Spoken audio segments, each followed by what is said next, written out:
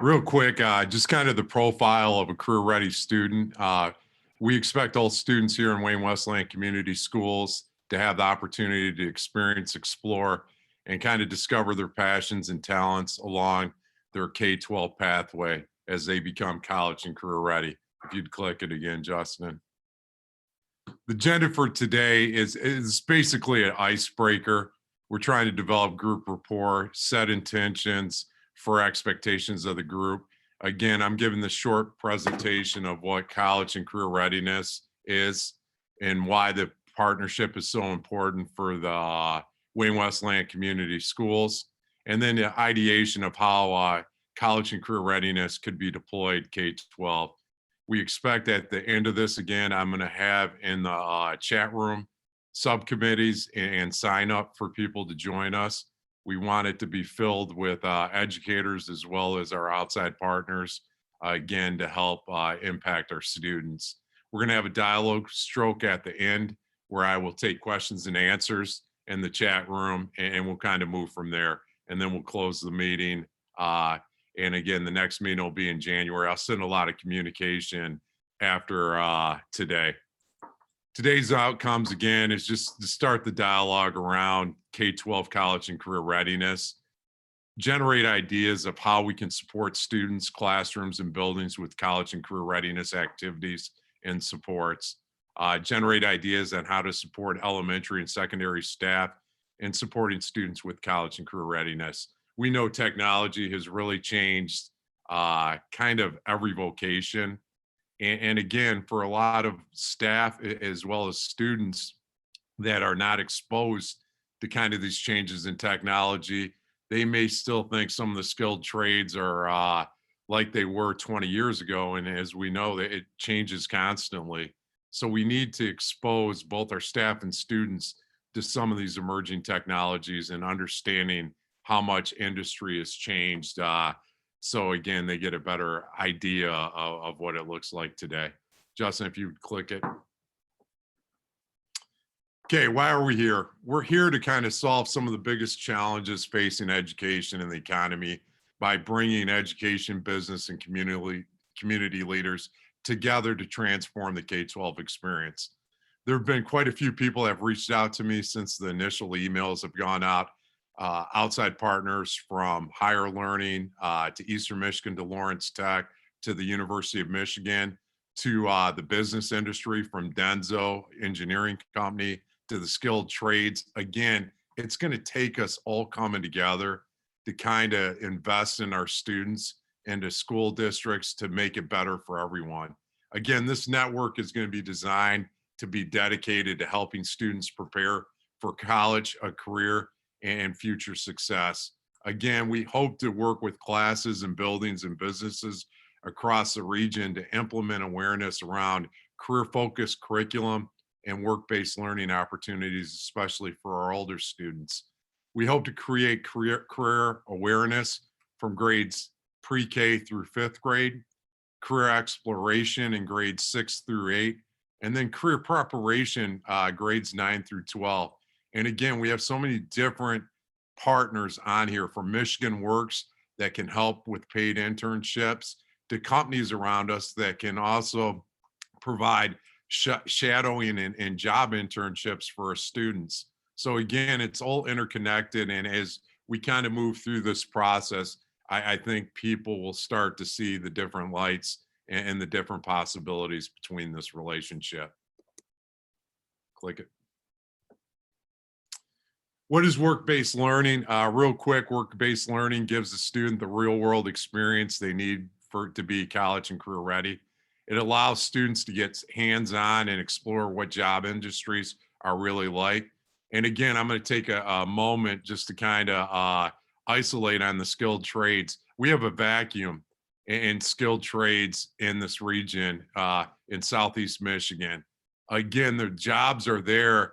We just don't have students that are focused and ready to kind of fill some of those spaces. Again, I'm hoping through this partnership, we can start to solve some of these things. Again, students are going to have the opportunity to participate in activities through 3 career phases. Again, I spoke about it pre-K through 5th grade. is awareness. So we would bring in guest speakers, worksite tours, career fairs, things of that nature. Exploration, it would be grades 6 through 8, would be things like mock interviews, job shadows, things like that, that kids can explore a little bit more. And then the preparation phase would be paid internships, job shadowing experiences. And the nice thing too with partnering with people like Michigan Works and SEMCA is that, again, even if a company can't pay for some of these internships, they can step in and help fill that void. So if we could click, Justin. Some of the challenges are preparing students for their future in the workforce. So we'll click to the next slide. Preparing students for a future in the workforce. Again, work is about to change forever. In fact, the change has already begun. We see it. It seems like it's changing rapidly. I'll send this video out when I send out an email. We aren't going to take the time to do it today. It's a 2-3 minute video. It's actually made in Scotland. And some of the things in emerging technologies you see, it's just fascinating. So again, I'll include that in the email that I send to everybody. If we could click to the next slide. Couple things is we prepare students for a rapidly evolving job market with careers that do not currently exist. So you can see the top 10 skills in 2005, 2 of them have been eliminated already. Again, you can see the number 1 was complex problem solving, which turned around 2020, it's the same thing. But again, as you look at the emerging skills that students are going to need, it's problem solving, it's critical thinking, it's creativity, it's people management, collaboration, coordinating with others. Again, these are all 21st century skills that our kids are going to need. And so when I start to talk about partnerships, I'm going to talk about coding, boot up. I'm going to talk about Microsoft Teams, getting computer science into our curriculum and into our spokes, and whether it be at the elementary, middle, or high school level. It's not as much of the coding, it's the thinking that takes place that kind of develops these critical thinking skills and creativity that our kids are going to need to move forward. So keep that in mind as we move forward in this presentation. Justin, if you'd clicked in the next slide. And of course, this is dead. This was a cool slide. The population went all the way up to present day to show you the decline in population. This isn't unique to Michigan. We have an aging population, and because of that, we have a lot of jobs that are vacant, and the amount of jobs that are opening up in the next couple of years is astronomical. So again, we have to start training our younger generation to fill some of these voids, because we know the jobs are going to be there, and help prepare them so that they can fill, again, if it connects to their passion and interest, some of these vocations. So if we could click to the next slide. Michigan's workforce. Again, Michigan's working population is projected to decline by about 7% between 2020 and 2030. This is the steepest decline of any state in the United States, posing the single greatest threat to the state's economy. This is why business, higher learning, skilled trades, community colleges, and K-12 needs to come together. We can help support each other's needs. And again, we do this by working together, collaborating at every level, because again, the partnership is going to be an investment into our younger generation. So if we can click to the next slide. Just again, by the numbers, there's going to be over 800,000 high wage, high demand career openings through 2024. Again, we don't have people that are able to fill these positions. So whether it's the skilled trades, whether it's IT, we don't have the skill sets to make sure that these positions are going to be filled. You're talking about 49 billion in lost wages by 2024, unless we start to address this void. Just a real quick, a snapshot on the skills gap. Again, the data is done over a period of years. That's why you have the 2017. 2021 will be the next set to kind of show the job demand. If you would look, the orange are the postings. So for instance, if you look at healthcare, there were 187,000 jobs posted. Only 25,000 jobs were completed or people had the qualifications to fit those jobs. So let's go to IT, information technology, almost 85,000 jobs, only 5,900 were able to be filled. That's a 15-to-1 ratio. Advanced manufacturing, skilled trades, over 54,000 jobs, only 15,000, a little over 15,000 were able to fill it. Same thing in engineering. The numbers are pretty similar to that of skilled trades. My point is that we have all these special post-secondary credentials that are needed to fill some of these jobs, yet we don't have enough people within our population with that skill set to fill them. Again, these are great industries, and I think that we can kind of, through this partnership, start addressing some of these things. So Justin, if you would click to the next slide. We're moving toward a knowledge economy. The United States is in general. Again, you can see the percentages. So again, I'm going to start where we need to be. At 65% of all US jobs will require a post-secondary credential by 2020.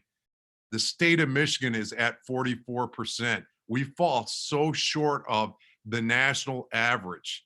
Just to give you an example, Massachusetts is at 56%. That's 12% greater than the state of Michigan.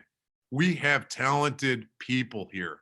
But again, kids have to graduate with more than a high school diploma. They need industry certifications. They need college credit. They need associates. Again, we can provide this by partnering with people around us.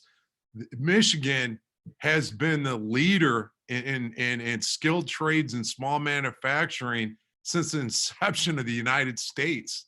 I mean, we need to take advantage, and we have all the training facilities around us. We need to start tapping in them. We're lucky because we have so many universities, again, and phenomenal universities: University of Michigan, Michigan State, Eastern Michigan, Central, Western, Saginaw Valley, Michigan Tech, Lawrence Tech, again, and Wayne State. I know I'm leaving some out there, but just think about that. We have everything here in the state of Michigan around us to kind of fill some of the post-secondary credentials our kids are going to need to be successful once they leave us. The legacy of Wayne Westland Community Schools will be defined by when kids leave us. So again, I want people to keep that in mind. We're all in this together. So Justin, if you would click to the next slide.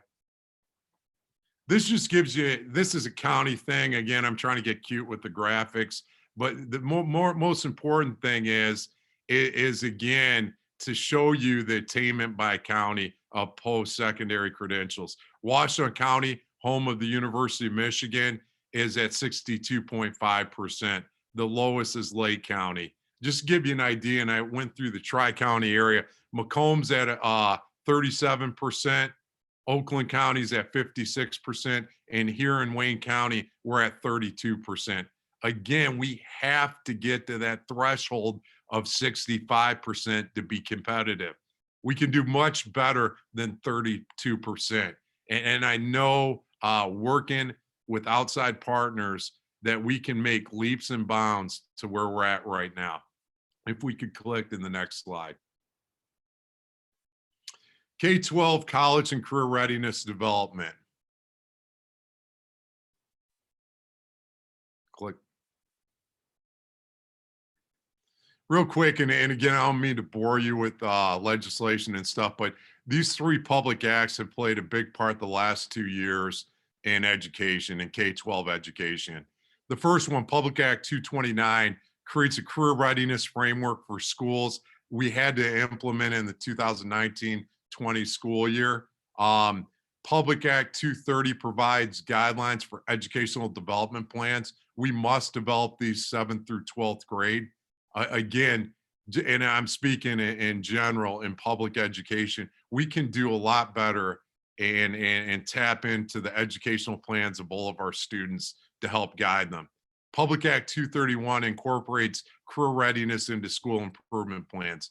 I welcome this because, again, our school improvement plans are living documents. They should be guiding the work of our school district, not only our buildings, but our district. Because, again, you can mirror and marry the school improvement plans into the district school improvement plan, or if you want to call it the strategic plan. And again, we're going to get that because we're going to line them up. So if we could click to the next slide. So how does the delivery system look K-12? Again, as I talked about from pre-K to 5th grade, we want to create a career awareness. Who am I? Interests, strengths, awareness of careers. That's where we have job fairs and things of that nature. Grades 6 through 8 is the kind of option awareness. So we're going to do more career exploration and investigation. Where am I going? Educational development plans, as I talked about, they start in the 7th grade. I'm going to start talking to eventually about talent portfolios, which are important in the development of our students. 9 through 12, this is the decision-making, action planning, career preparation, and application. How am I going to get there? We need to give our kids real-world hands-on opportunities. Every place I've been, we've developed, and again, it was teamwork, working with a lot of different partners to create an environment or an ecosystem where our kids got to experience real-world hands-on opportunities. It was through this, and at the time, they would come back and say, I did this internship. I thought I wanted to do that. I really don't. And I would look at the student and tell them, you've just saved yourself and your family a lot of money, because that's the whole purpose of doing internships and job shadow. Something that you think you might want to do, you really don't want to do. And I would hate to see a kid become a junior in college and determine at that point in time, with all that money invested in their education, that they don't want to do something. The other thing too is by kids experiencing real world hands-on opportunities. I can't thank the skilled trades enough. We have some of the best training facilities in the nation, and they're always looking to partner with schools to create summer opportunities and other internships. So kids might see a different path or road. It's not saying that they aren't going to continue their formal education in regards to community college or even a 4-year university, but it gives them another option. So again, as many different pathways that we can carve out for our kids, the better their journey is going to be. If we could click to the next slide. Just real quick, in this quick snapshot for lower, and that's pre-K through 3rd grade, and upper 4th and 5th grade. This is for the elementary lane. We want to create a career awareness. So again, our targets are going to be career zone, conceptualized academics, such as Boot Up, which is a coding platform that helps kids and teaches them coding everywhere from K through 3rd grade, or Accelerate for kids. Again, these would be all opportunities for kind of a contextualized academic lane. Target 3 is career awareness, and target 4, out of school time family engagement. We have one of the best, and I'm going to brag a little bit about Amanda Dipus and Marie Metter. They are phenomenal in the partnerships that they can set up, whether it be the Henry Ford, whether it be the Cranbrook Institute of Science, whatever it may be. We need to have our families experience some of these trips and things on the weekends, and have other events that our school community can connect to learn about all the opportunities out there. So if we could click to the next slide. The middle school 6th through 8th grade, again, would be a career exploration preparation. So again, career clusters with career pathways, out of school time, family engagement, career entrance inventories and activities, career planning, educational development plans, which were required by law to do 7th through 12th grade, and then building talent portfolios. Going to the high school, if you'd click. High school is 9th through 12th. It's pretty much the same things. All we're doing is getting better each year. Again, it'll force collaboration amongst all three levels, from elementary to middle to high school, especially the middle school and high schools, because again, the career development, the career and college awareness needs to start in the middle school as the kids matriculate up through the high school ranks. Sometimes we wait too long when we kind of expose kids to different opportunities. I think we could do it much earlier, and I think it can be linear in our approach, so it's progressive and we have a vertical alignment K through 12th grade. If we can click to the next slide. Just some of our career development education. We started work here a few years ago on the Portrait of a Graduate. We're going to jumpstart that work again starting next year with a lot of our professional learning. We're going to look at career counseling, EDPs, which are our educational plans, career information, talent portfolios, and again, our focus on grade levels, pre-K through 5th, our middle school level, 6 through 8, and our high school, 9 through 12. Again, we can have grade appropriate instruction on career development all the way through. Career counseling, K through 12th, opportunity to discuss career interest pathways. Counselor, another knowledgeable adult. This is where we try to push in a lot of mentoring. At Wayne Memorial, they have the Champions program, which is phenomenal. We'd like to kind of scale that all the way through by partnering with other groups, whether it be the Detroit Economic Club, Winning Futures, Aspire Detroit. We want our kids to hear from people in the industry of kind of their path. We can learn from each other. And sometimes I know, especially some of the people in industry that are on here, it's not about shaking the trees and getting money from you. Again, some of the best things that I've seen throughout my career, especially in the career development side of things, is to have guest speakers, to have a field trip that you open it up, not only to our students, but our staff. Because again, one of the things I want to see moving forward in the next 2 years here in Wayne Westland Community Schools is I want to get teachers and industry tours going.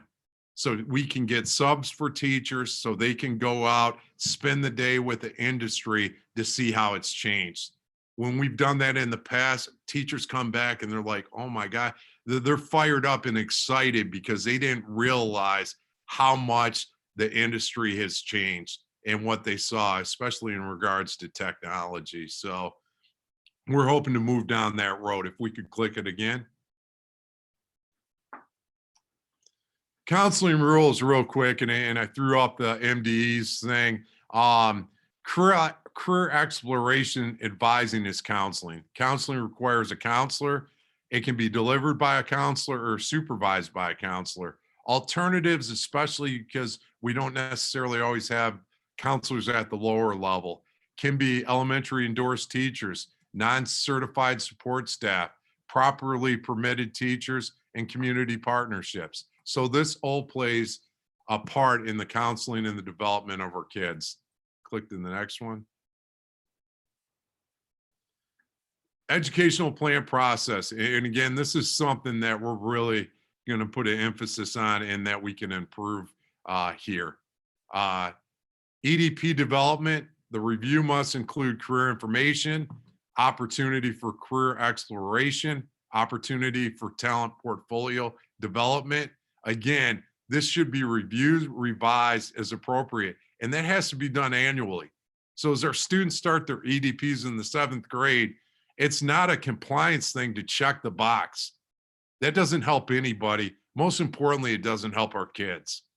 So again, this is going to be something that's living, that's a part of how we conduct business in Wayne Westland Community Schools. As I've said many times, Our legacy as a school district is going to be defined once our kids leave us. So again, I want to make sure, and I know everybody on here wants to make sure that they're best prepared to have success once they leave Wayne Westland Community Schools. We can click to the next slide.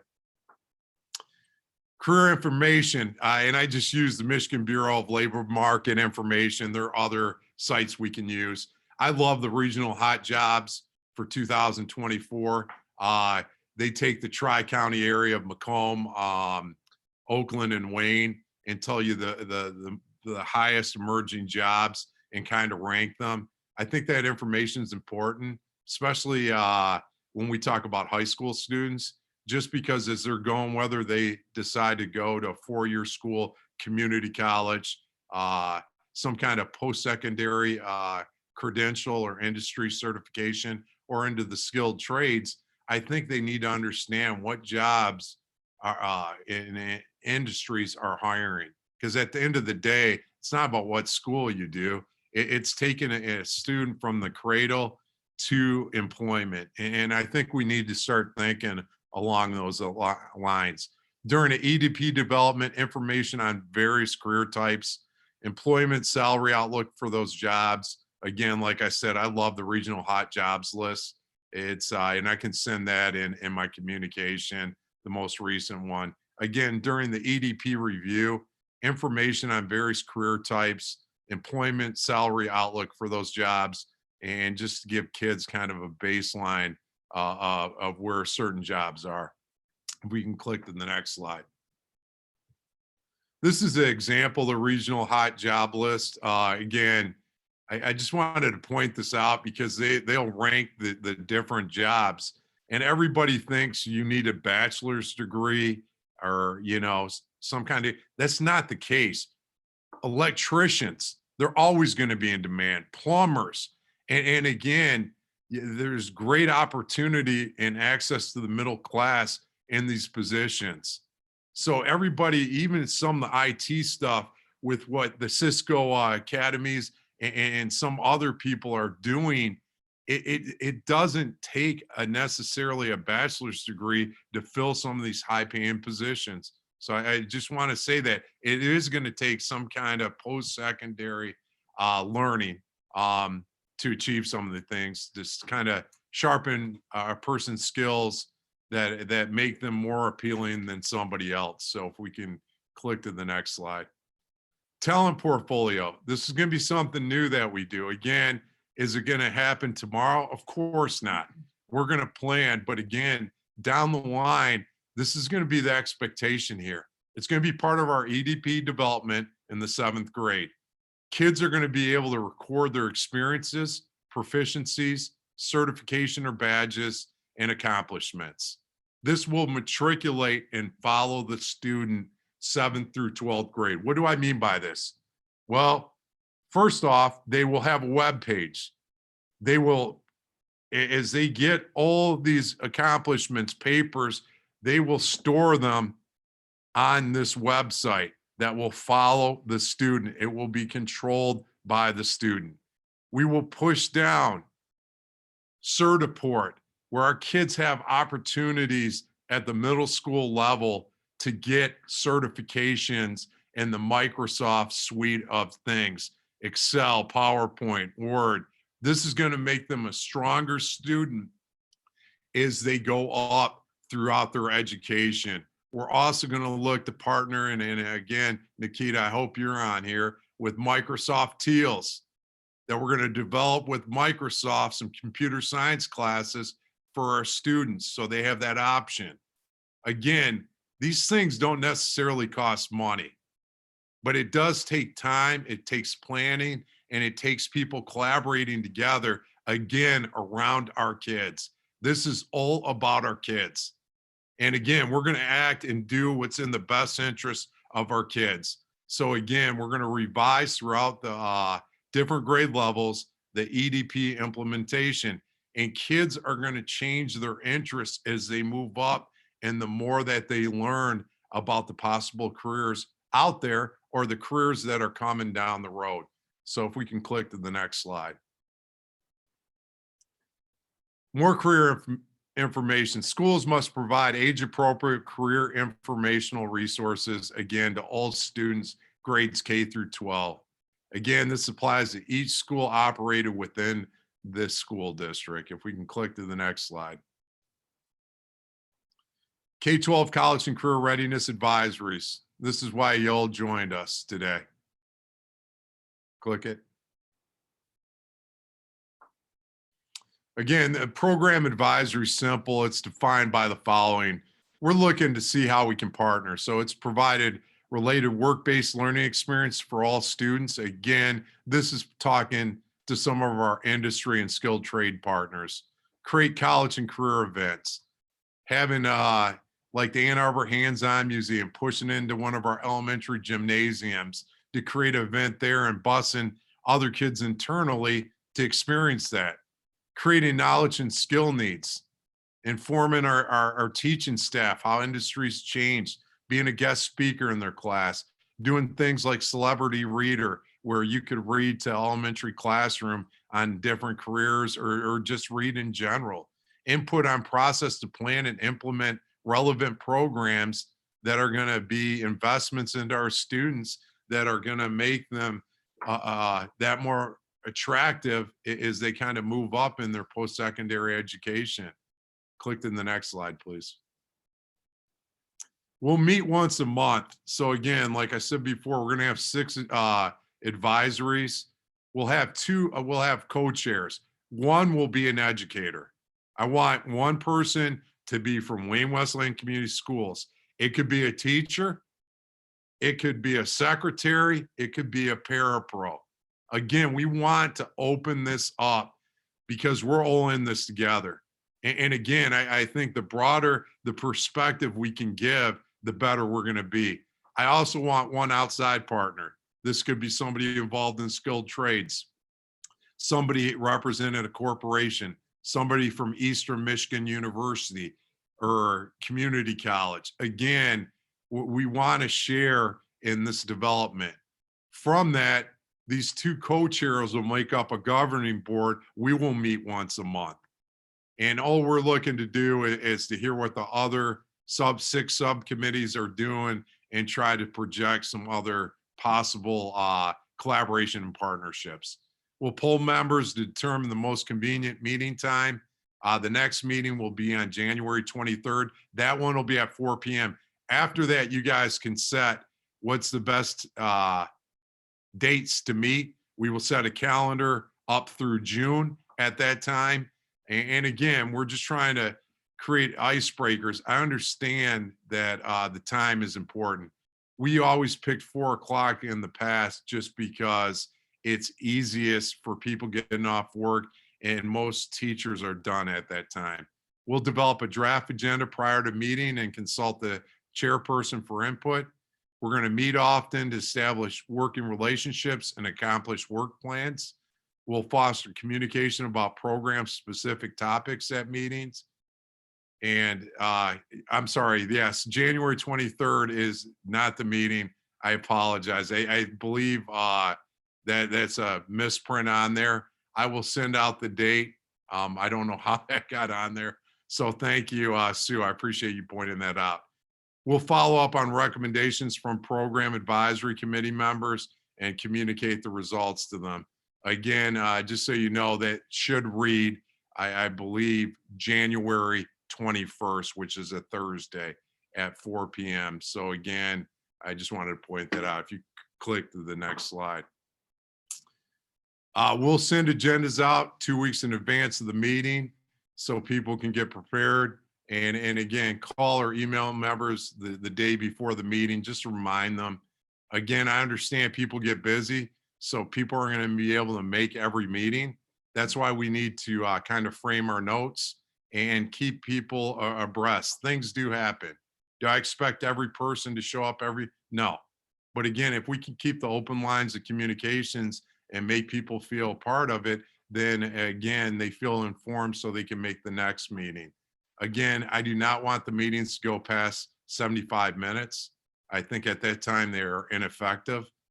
We need to use agendas effectively, and we'll disseminate minutes within 2 weeks after meetings, provide members with current committee rosters. And again, we're going to keep rosters revised and current.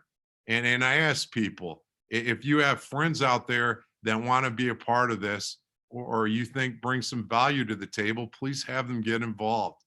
Again, this is only going to be as strong as the people we have involved in it. At the end of the day, the center of this are our students. And again, I think we have a lot to offer them. The location of Wayne Westland in Metro Detroit is phenomenal. We have University of Michigan, Eastern Michigan, Schoolcraft, Wayne Community College. We have a lot of skilled trades training facilities around us. There are a lot of things that we can tap into. And again, we need to do that. Again, we'll keep this committee active and we'll continually solicit and consider its advice. Just real quick, some things that we can bring to the table is in regards to resources. We can provide tours, field trips, job shadowing experiences, speakers. Again, this would be all for the fall of 2021. The reason I wanted to launch it now, it gives us second semester to really plan and develop some concepts and ideas. We can also look at, and I know Lori's on here from Schoolcraft. We've talked about doing a middle college with the William D. Ford, so kids not only graduate there with a high school diploma and certifications, but also get associates. So again, there's a lot of connection. We can look at exam and direct, concurrent, and dual enrollment opportunities at the high school, the creation of college access team, skilled trades council, to figure out ways that we can create a pipeline from our students that finish at the William D. Ford right into apprenticeships, creation of teacher and industry tours. This is huge for staff, getting them out there visiting companies, going on these tours, developing some kind of college and career exposure, 5th grade through the 9th grade, that's hands-on. And I know I've talked to Eastern Michigan, I don't know if Jacqueline's on here or not, of doing something for all 5th graders in Wayne Westland down the road, where they go and do hands-on activities at Eastern Michigan, get a tour of the campus, and then can kind of present their final projects of what they worked on that day to their families and their classmates. Doing the same thing with the 8th grade with junior achievement of creating a career exposure event. Same thing, all 8th graders get to experience the same thing to kind of open their eyes. Tech tours, getting a partnership IT with Microsoft Teals, Boot Up, Cyber Patriot out of the University of Detroit, which is after school club, macro college nights, HBCU tours, build your future events. This would be kind of dedicated towards skilled trades and other kind of industries and vocations that need credentials. Increase field trips to skilled trade facilities. University of Northwestern Ohio, Oakland Fire Training Institute. Again, these are all great opportunities for kids. Leverage community resources and facilitate community partnerships. Again, that's what we're hoping to do. If you can click it to the next one. Okay, again, as I talked about these advisories, I want to be teacher-led. And I should have put educator-led, because again, whether it's a paraprofessional, whether it's a secretary, anybody involved in our organization, I just want to have somebody that's a representative of K-12 from Wayne Westland Community Schools. They will work with the chair. And again, that's either somebody in industry, working for a college, community college, that's going to kind of co-chair it.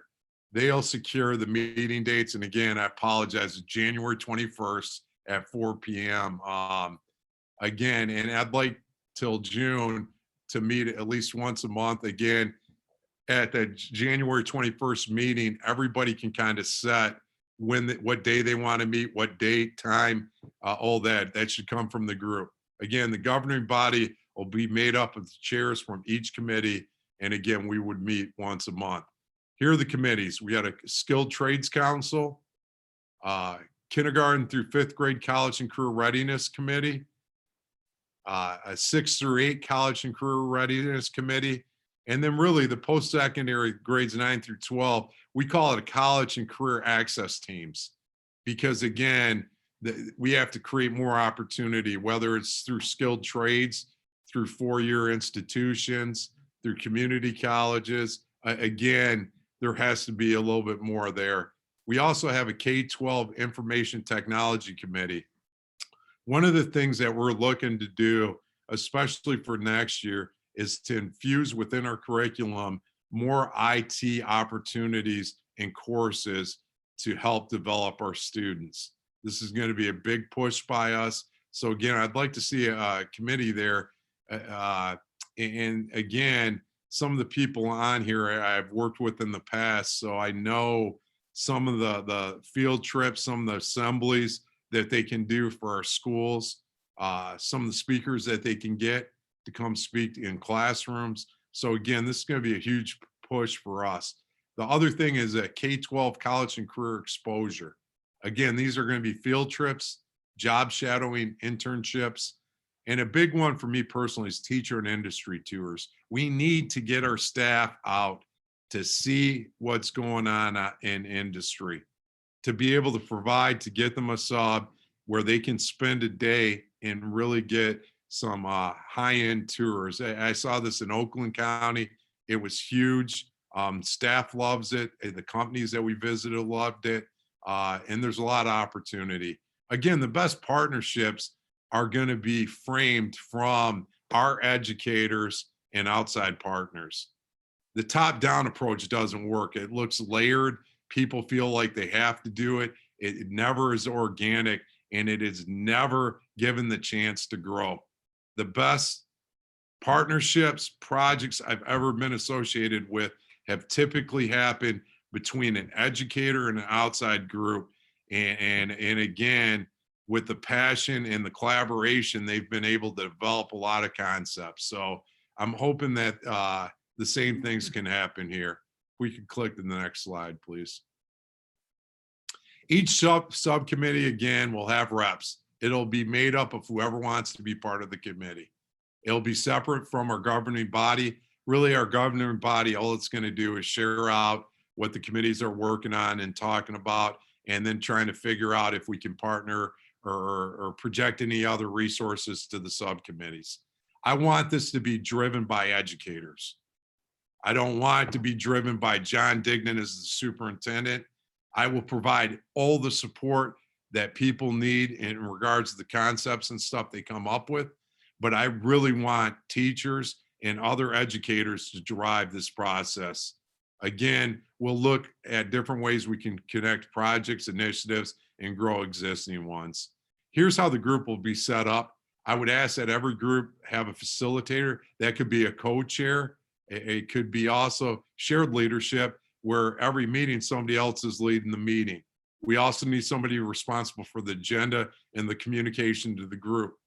A timekeeper, because if you're like me, you get long-winded and you need somebody to muzzle you. So the timekeeper plays a crucial role.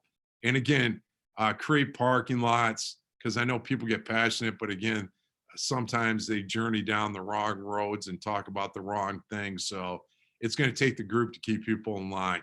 And the biggest thing is to have a note taker to kind of capture what it was talked about and what people want to work on and how we're going to get there. And that would be uploaded to Google Doc.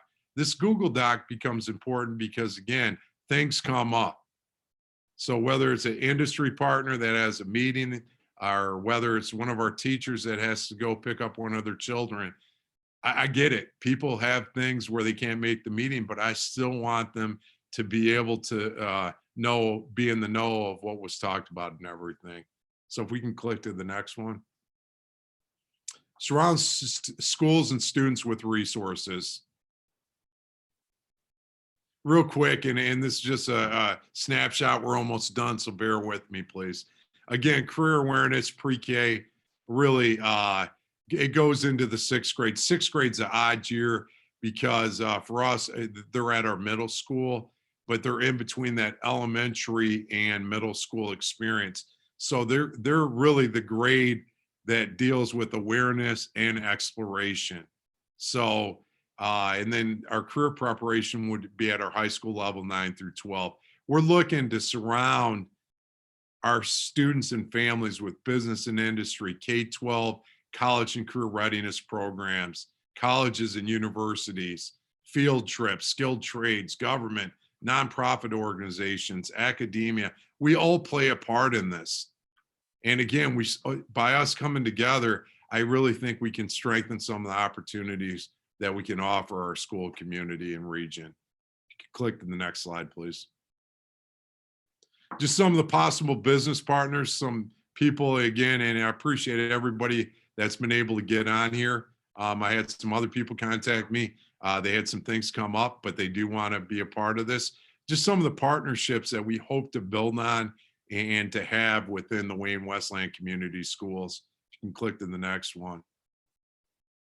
So again, you can see there's some big companies. Again, they're all located within this region, and they bring a lot of resources to the table. So I'm hoping that we can work together. And as we click to the next slide, the whole purpose of this is to build on our educators' experience, and again, providing high quality programs and fostering the development of our students. Again, the first step with this advisory committee is to determine the need for various program needs and buildings and at different levels such as classrooms. So again, the biggest thing and the biggest function of this advisory committee is to serve as a resource and connection for our teachers, administrators, and our students. Click into the next slide. Connecting the dots. So we got today's K-12 students and we have tomorrow's employees.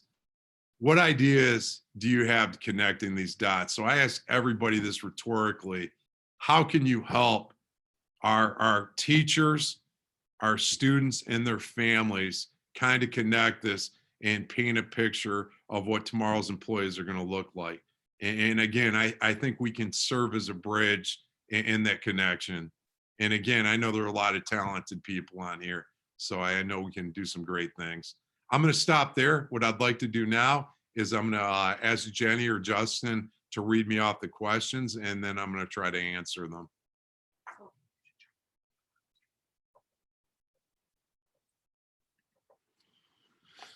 Okay.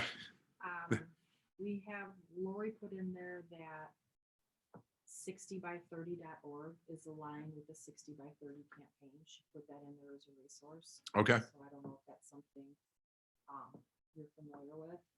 And then Tamara Shoemaker said that Badger.com has free accounts to house all of our digital badges. Oh, cool. So you're getting a lot of resources. And then Peter wanted to know if you will be sending out a copy of the PowerPoint presentation after the meeting. Yep. And the links to the sources. Yeah. What I'm going to do, great question. I'm going to send out this presentation. I'm also, again, and Jenny and Justin, I think, populated it with a sign-up sheet for our different committees. So feel free to jump in there and sign up for the committees. I'm going to send some other links too. One of the ones I want to send is a video that I initially talked about. I think it does a pretty good job. It's about 2 minutes to 3 minutes. It really shows how much, just in general, education's changed, industry, everything's changed. So I think it does a nice job of giving that snapshot. I will have some emails probably going on the next couple weeks before winter break. So, and again, and this goes for everybody on here, feel free to reach out to me. If you have anything you want me to share, add, this is truly a collaborative effort on all of our behalfs. Again, we're all after the same thing. We want what's best for our kids. And again, to get there, it's going to take us working together to do that. So, and again, I want to make sure that we provide the necessary support to our teachers, our paraprofessionals, secretaries, building administration, so we can carry out some of these initiatives. So. There's one more question, Mr. Dignan. Do you provide computer science classes? Okay, the question was, do we provide computer science classes? We do to a certain degree, but I know probably with some of the people, we do not offer computer sciences like Boot Up. And what Boot Up is Boot Up is working through a grant through Amazon, and they run computer science classes kindergarten through 8th grade. Um, you have some people on here too representing some other Oracle Academy, Cisco Academy. They run courses that you can kind of design that focus around like cybersecurity, intro to computer science. A lot of career tech centers use that.